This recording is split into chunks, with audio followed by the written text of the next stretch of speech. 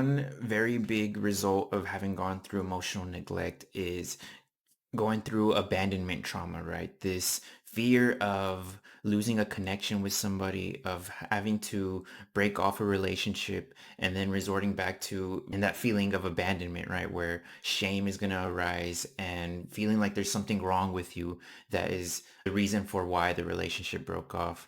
And this results for a lot of people from having gone through that emotional neglect, right? Where a parent wasn't able to give you that emotional connection, recognition, validation, compassion, empathy, understanding, and guidance that a parent should and is able to give to a child whenever they themselves are emotionally mature, ready, and knowledgeable, and how powerful and important that is for a child's development, right, into being an emotionally intelligent or mature adult.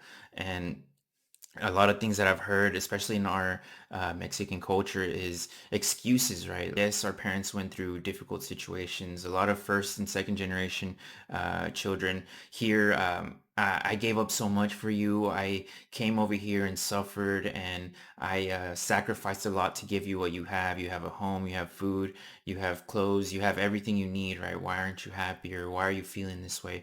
Well, that's where that knowledge is needed, right? That emotions are very powerful. They are literally a third part of us. We have physical, emotional, and spiritual parts to us. And that emotional side of us is very powerful and can keep us trapped and feeling like there's something wrong with us for a long time in our life if those needs are not met or acknowledged by a parent, right?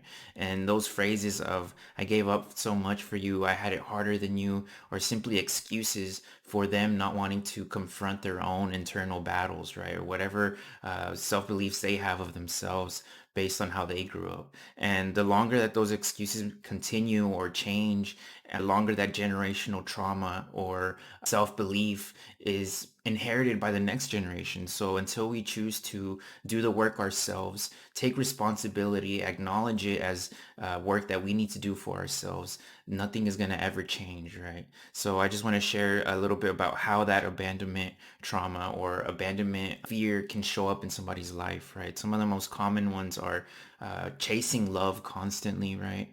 Codependent behaviors, highly agreeable, where it's very easy for you to just go along with what somebody wants out of you or asks of you.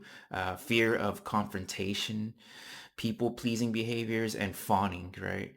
Are if any of these are a result of you not setting a boundary or not being able to speak up for yourself, then that's because there's a fear of you harming your relationship, your attachment to that person, right? And which is gonna sever that connection and resort back to feeling abandoned again, right? So our brains are literally designed to keep us safe, and if you fear being abandoned and being on your own, having to provide, there's so many more responsibilities that are gonna arise, right, from being on your own. Then that's just your brain resorting to self-protection mechanisms, right?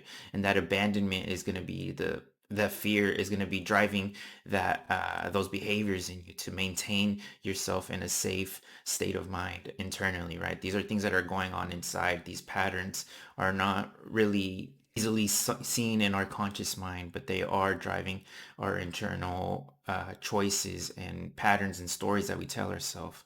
So another possibility that can arise is being the complete opposite, right? Being somebody that sets too many boundaries, is too rigid, asks a lot from people, asks and pokes and prods your partner, your family, until they eventually just can't take it anymore. And again, it resorts in them abandoning you or cutting you off. So it's this fear of love, right? This fear of being hurt from trying to get close to somebody and then having to lose them or not get the same things in return. So you kind of put up a wall to never have to go through that. You fear relationships. And very often this is paired with not trusting others, right? Because if you were never able to develop that connection with your parents who are supposed to love you and have that connection unconditionally with you, then how are you going to be able to trust others as well? So kind of the thinking that goes along with that in the background, right? So if this is something that, or if any of these things are connecting with you, then simply acknowledging that emotional neglect is something that is very common and can happen to a lot of us, right? And there's different severity levels and different ways that it happens. but not everybody is affected the same way. So just you acknowledging it, that it has affected you and it has been driving a lot of these internal beliefs, perspectives, and behaviors in you, right? Any of these fears that you may be carrying, then the next thing you can do is start to connect with some cycles in your life that have been happening for a long time, whether it's terrible relationships, how you maintain relationships, how you've developed codependent behaviors. All of these things, right, are going to be able to start coming up into your conscious mind, and you're going to be able to make those connections now. And then you can start to heal and build knowledge and find ways to set boundaries so that you stop doing those things, right? You're going to have to take action in the physical world to start to break down those internal perspectives and beliefs that have been driving your life for so long.